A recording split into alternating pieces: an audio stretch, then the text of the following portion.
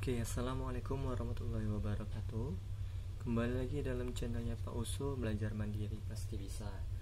Oke, masih dalam bab cahaya dan alat optik. Kita masuk ke sifat cahaya yang terakhir, yakni yang keempat, yakni cahaya merupakan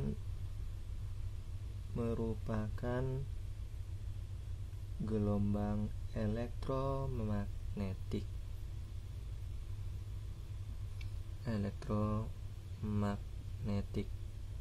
Nah, ini ya, cahaya merupakan gelombang elektromagnetik. Sebagai contoh, sekarang coba kita bayangkan kita ini sedang berada di tepi pantai. Ya, kita sedang berada di tepi pantai. Pada saat itu kita melihat ada ombak nih. Di sini kita melihat ada ombak yang tinggi sekali. Ya, ini kita sedang berada di tepi pantai ini. Nih, ya, kita ada tepi pantai. Wah, ini anggap saja ya, kita ada di tepi pantai. Di sini ada ombak. Nah, ini ya. Kurang lebih seperti inilah. Ya, kita melihat ada ombaknya ya. Nah, seperti inilah. Nah, kita melihat ada ombak yang menuju ke arah kita. Nah, ombak tersebut memindahkan. Jadi, ombak ini dia memindahkan energi ya. Energi tersebut, energi dari mana? Energinya sebenarnya dari angin bisa jadi ya. Energinya itu dipindahkan oleh angin, karena angin dipindahkan melalui air laut. Air laut yang memindahkan energi tersebut. Nah, itu dibuktikan karena kita mendengar suara ombak ya. Terdengar suara ombak itu membuktikan energi gerak. Nah ya, energi gerak menjadi energi bunyi ya. Energi gerak menjadi energi bunyi, dimana ketika kita mendengar ombak ini, maka kita akan juga mendengar bunyinya. Nah, berbeda dengan gelombang laut ya. Kalau gelombang laut tadi dia melalui energi tersebut dihantarkan melalui air laut. Nah, tapi kalau cahaya dia berbeda. Ya, bagaimana dengan cahaya? Nah, cahaya dia dapat berpindah dari satu tempat ya ke tempat lain tanpa melalui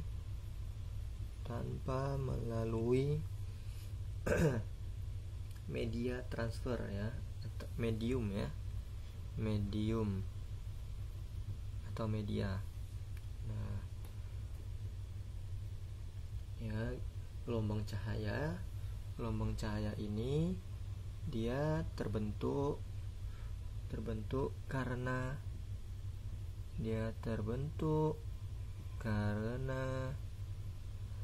adanya medan magnet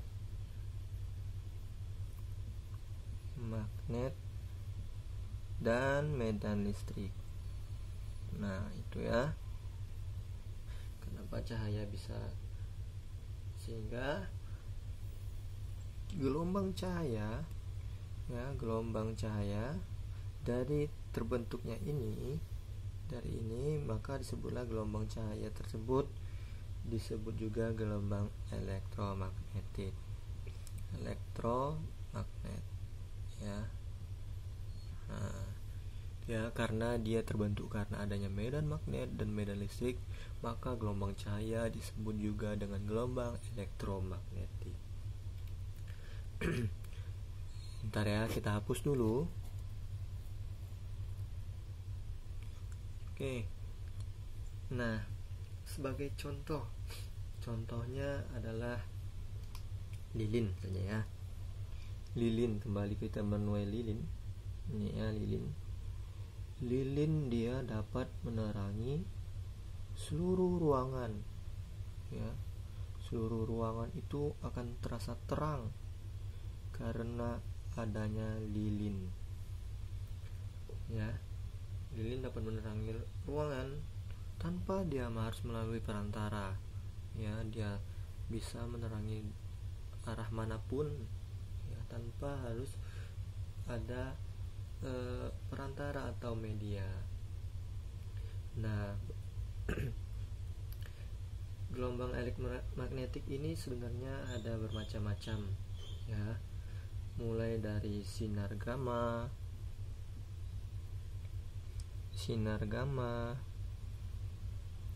kemudian ada sinar X, kemudian ada sinar UV, kemudian ada infrared. Nanti mungkin kalian semua sudah pernah mendengar, ya, tentang infrared, sinar UV, sinar X. Kemudian ada gelombang mikro. Nah, kemudian ada gelombang radio. Nah, itu ya contoh-contohnya. Nah, tugas kalian semua silakan tulis, ya. Setiap contoh ini dia memiliki panjang gelombang yang berbeda-beda. Nah, panjang gelombangnya berbeda-beda. Silakan tugas kalian menuliskan berapa sih panjang gelombang dari sinar gamma, berapa sih panjang gelombang dari sinar X, berapa sih panjang gelombang dari sinar UV, infrared, mikro, dan radio, ya. Itu adalah tugas kalian, ya. Nah, ada sinar yang dapat kita lihat, ya, tapi itu bagiannya sangat kecil dari gelombang elektromagnetik. Nah, ya, cahaya tampak itu adalah cahaya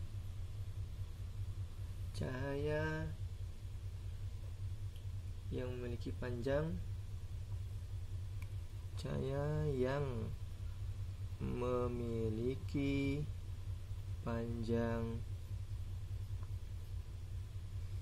gelombang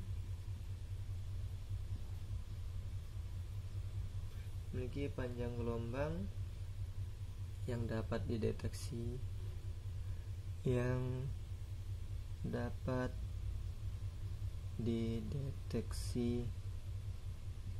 manusia. Nah, ya. Sekarang kita tambah lagi tugasnya. Berapa sih cahaya yang tampak itu panjang gelombangnya? Ya. Ini adalah tugasnya. Silakan dicari di internet berapa panjang gelombangnya. Oke. Itu adalah tugas kalian, ya, menentukan berapa panjang gelombangnya. Oke, mungkin pembelajaran tentang sifat cahaya cukup sampai di sini. Kalau ada pertanyaan boleh di kolom komentar atau melalui WA saja. Oke, sekian video pembelajaran kali ini. Semoga kalian mengerti. Pausa akhiri. Assalamualaikum warahmatullahi wabarakatuh.